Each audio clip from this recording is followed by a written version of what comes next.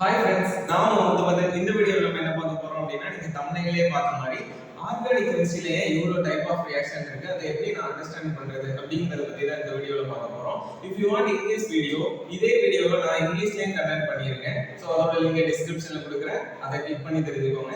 இங்கிலீஷ்ல வேணும்னா, தமிழ்ல வேணும் அப்படின்னா இந்த வீடியோவை கண்டினியூ பண்ணுங்க. வாங்க நம்ம வீடியோக்குள்ள போயிடலாம். ஸோ ஆர்கானிக் கெமிஸ்ட்ரி அண்டர்ஸ்டாண்ட் பண்றதுக்கு முன்னாடி நம்ம இந்த ஸ்டோரியை நம்ம அண்டர்ஸ்டாண்ட் பண்ணிட்டோம் அப்படின்னா கண்டிப்பா உங்களால என்ன பண்ண முடியும் அப்படின்னா ஆர்கானிக் கெமிஸ்ட்ரியை நல்லாவே படிக்க முடியும். ஸோ அப்போ அது என்ன ஸ்டோரி அப்படின்னா வேற ஒன்றும் இல்லை, ஒரு கொஸ்டின் தான். அப்போ இப்போ திடீர்னு உங்கள்கிட்ட யாராவது வந்து உங்களால சமைக்க முடியுமா, குக் பண்ண முடியுமா அப்படின்னு கேட்குறாங்க. ஸோ அப்போ எல்லாராலையும் எஸ் சொல்ல முடியுமா, எல்லாருக்குமே தெரியுமா? ஸோ யோசிச்சு பாருங்க. அப்போ எல்லாராலையும் என்ன பண்ண முடியாது, குக் பண்ண முடியாது.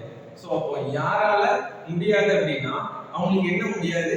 ஸோ அந்த குக்கிங் ப்ராசஸ்க்கு தேவையான காய்கறி, அதுக்கப்புறம் அதை குக்கிங்ல உள்ள யூஸ் பண்ற எதாலையும் நமக்கு அந்த யூசஸ் நமக்கு கரெக்டாக தெரியாது. ஸோ அதனால தான் என்ன பண்ண முடியாது, நம்மளால குக் பண்ண முடியாது. ஸோ அதே மாதிரி யாருக்கு குக் பண்ண தெரியும் அப்படின்னா அவங்களுக்கு அந்த இன்கிரீடியன்ஸ் பத்தி நல்லா ஐடியா இருக்கும். ஸோ அதே மாதிரி அவங்களால என்ன பண்ண முடியும், குக்கிங் வெசல்ஸ் எல்லாம் யூஸ் பண்ண முடியும். ஸோ அவங்களால என்ன பண்ண முடியும், குக் பண்ண முடியும். சேம் அதே மாதிரி தான் நம்ம ஆர்கானிக் கெமிஸ்ட்ரியிலும் பேசிக் நல்லா தெரிஞ்சிச்சு அப்படின்னா you can able to understand. So உங்களால எல்லாமே நல்லா என்ன பண்ண முடியும், படிக்க முடியும். ஸோ இப்போ ஆர்கானிக் கெமிஸ்ட்ரியில ரியாக்ஷன்ஸ் நல்லா படிக்கணும் அப்படின்னா என்ன பண்ணணும் அப்படிங்கிறத இந்த வீடியோவில் நான் சொல்ல போறேன். அண்ட் ஒன் பை ஒன்னா உங்களுக்கு எப்படி அதை ஸ்டார்ட் அவுட் பண்ணலாம் அப்படிங்கிறத பார்க்கலாம் வாங்க. ஸோ அப்போ ஆர்கானிக் கெமிஸ்ட்ரி அப்படின்னாலே என்னது, கண்டிப்பா ரியாக்ஷன் தான். ஸோ அதுதான் நம்ம தம்ப்நெயிலே வச்சிருக்கோம். ஸோ ரியாக்ஷன் அப்படிங்கிறது எப்படி எழுதணும் அப்படின்னு பார்த்தோம்னா, இப்போ நார்மலா நம்ம யூஸ் பண்ற மாதிரி ரியாக்டன்ட் அப்படிங்கிற வேர்டை வந்து நம்ம யூஸ் பண்ணக்கூடாது. ஸோ இப்போ அதுக்கு ஆல்டர்னேட்டிவா என்ன யூஸ் பண்ணணும் அப்படின்னா சப்ஸ்ட்ரேட் அப்படின்னு யூஸ் பண்ணணும். ஸோ ஆர்கானிக் மாலிக்யூல இங்க எப்படி யூஸ் பண்ண போறோம், சப்ஸ்ட்ரேட் யூஸ் பண்ண போறோம். ஸோ சப்ஸ்ட்ரேட் அப்படிங்கிறது என்னது, ஆர்கானிக் மாலிக்யூல். ஸோ சப்ஸ்ட்ரேட் என்ன ஆக போகுது அப்படின்னா ஒரு அட்டாக்கிங் ரியேஜென்ட்டோட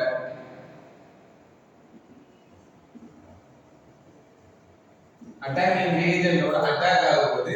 ஸோ ஒரு ரியாக்ஷன்னால என்னது, breaking of old bond, forming of new bond. So அதான் என்னது கெமிஸ்ட்ரியில உள்ள reaction. So attacking reagent going to attach with substrate. So சப்ஸ்ட்ரேட்டோட அட்டாச் ஆச்சு அப்படின்னா அங்க ஃபார்ம் ஆகுறது என்னது அப்படின்னு பார்த்தோம்னா இன்டர்மீடியேட் ஃபார்ம் ஆகும். So what is intermediate? So intermediate என்னது, intermediate அப்படிங்கிறது ஒரு ஷார்ட் லிவ். சோ அதனால தான் என்ன பண்றோம் அப்படின்னா நம்ம ஸ்கொயர் பிராக்கெட்ல போடுறோம். சோ இப்போ ஸ்கொயர் பிராக்கெட்ல போட்டோம் அப்படின்னா இது வந்து என்னது, லெஸ் ஸ்டேபிள். சோ ஸ்டேபிளா இருக்காது.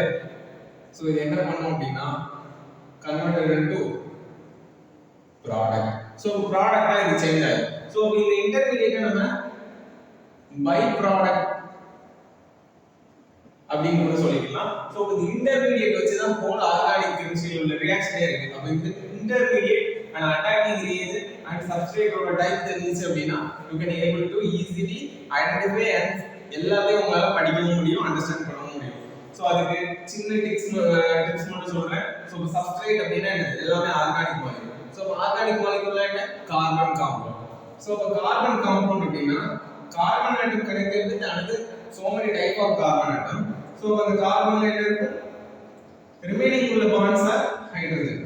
சோ எப்படி நான் சும்மா போடுறேன் அப்படின்னா ஒரு கார்பனுக்கு valency 4. So already connected with one carbon. So remaining 3 hydrogen. So the ரெண்டாவது கார்பன் என்ன இருக்கு, connected with 2 carbon atom. So remaining இருக்கிற ரெண்டு பாண்ட் ஹைட்ரஜனோட. அப்ப இந்த கார்பனுக்கு சொல்லுங்க. சோ இந்த carbon connected with already 2 carbon atom. So remaining 2 bonds are hydrogen bond. So எப்பவுமே டெர்மினல் கார்பன் அப்படிங்கிறது என்னது, CH3 தான் இருக்கும். சோ இதுதான் என்னது substrate or organic molecule. So organic molecule இப்படி மட்டும் தான் இருக்குமா அப்படின்னா இல்ல. சோ இதே இதுல என்ன இருக்கலாம் அப்படின்னா இந்த ரெண்டு ஹைட்ரஜன் இல்ல அப்படின்னா அந்த இடத்துல என்ன ஆகும், டபுள் பாண்ட் ஃபார்ம் ஆகும். சோ இங்க சேச்சுரேட்டட்னு சொல்லுவோம், இது அன்சாச்சுரேட்டட் அப்படின்னு சொல்லுவோம், ரைட்டா? சோ சேச்சுரேட்டட் அன்சாச்சுரேட்டட் அப்படிங்கிறது மீனிங் புரியுதா? இதே இதுல இன்னும் இந்த ரெண்டு ஹைட்ரஜனும் இல்லாம போயிருச்சு அப்படின்னா இங்க என்ன ஆகும், ட்ரிபிள் பாண்ட் ஃபார்ம் ஆகும். சோ ட்ரிபிள் பாண்ட் ஃபார்ம் ஆகுறது என்னது, லைக் அன்சாச்சுரேஷன் தான்.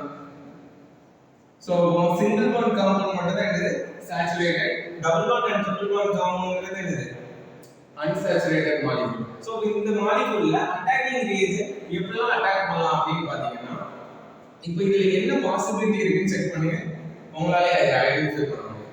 சோ இதுல என்ன பாசிபிலிட்டி இருக்கு, எல்லா பாண்டும் ஃபுல்ஃபில்லா இருக்கு. சோ இதுல என்னதான் பண்ண முடியும், ஏதாவது ரெண்டு ரிமூவ் பண்ணலாம், இல்லனா இந்த ஒரு குரூப்புக்கு பதிலா வேற ஏதாவது குரூப்ல சப்ஸ்டிட்யூட் பண்ணலாம். So elimination reaction and then substitution reaction only possible in saturated compound அப்படி சொல்லி நம்ம ஈஸியா படிக்கலாம். அதுக்கு அடுத்து பார்த்தோம்னா இந்த காம்பவுண்ட்ல என்ன இருக்கு, ஒரு காம்பவுண்ட் இல்லாதனால தான் டபுள் பாண்ட் ஃபார்ம் ஆயிருக்கு.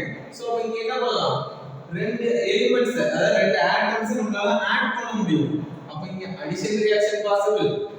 சோ அடிஷன் ரியாக்ஷன் பாசிபிள், வேற என்ன ரியாக்ஷன் பாசிபிளா, சோ சாச்சுரேட்டடா இருந்தது அப்படினா அடிஷன் இம்பாசிபிள், இதே இது அன்சாச்சுரேட்டட் மாலிக்யூல் அடிஷன் ரியாக்ஷன் தான் பாசிபிள். புரியுதா? சோ இங்க ட்ரிபிள் பாண்ட்லயே லைக் அதே தானே, இந்த பாண்டை பிரேக் பண்ணோம் அப்படினா திரும்ப நமக்கு பாண்ட் ஃபார்ம் ஆகும்.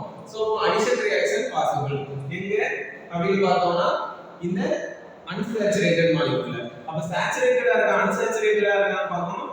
அட்டாக்கிங் ரியேஜென்ட் பத்தி நல்லா படிக்கிறோம்.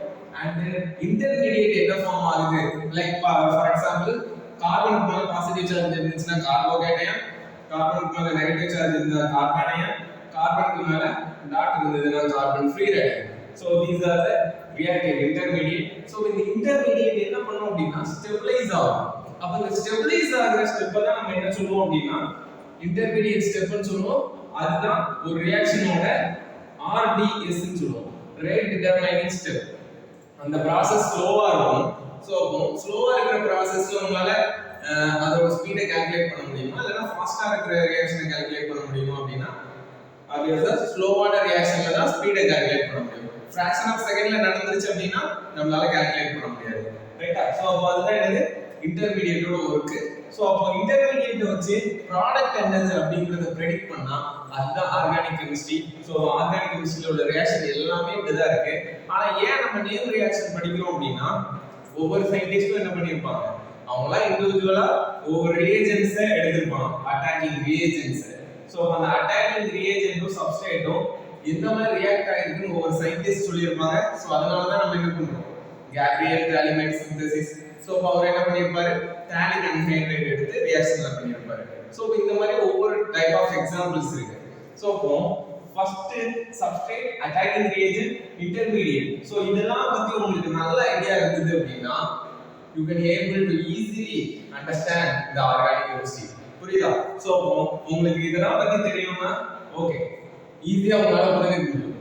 இப்போ சப்ஸ்ட்ரேட்னா என்னன்னு தெரியல, அட்டாக்கிங் ரியேஜென்ட், இன்டர்மீடியேட்னா என்னன்னு தெரியலன்னு நினைக்கிறீங்களா? சோ கமெண்ட்ல போடுங்க. சோ உங்களுக்காக நான் வீடியோ பண்றேன். சோ உங்களுக்கு வேற ஏதாவது டவுட் இருந்ததுன்னா கமெண்ட் பண்ணுங்க. சோ இந்த வீடியோ உங்களுக்கு புரிஞ்சிருக்கும்னு நினைக்கிறேன். So thank you friends.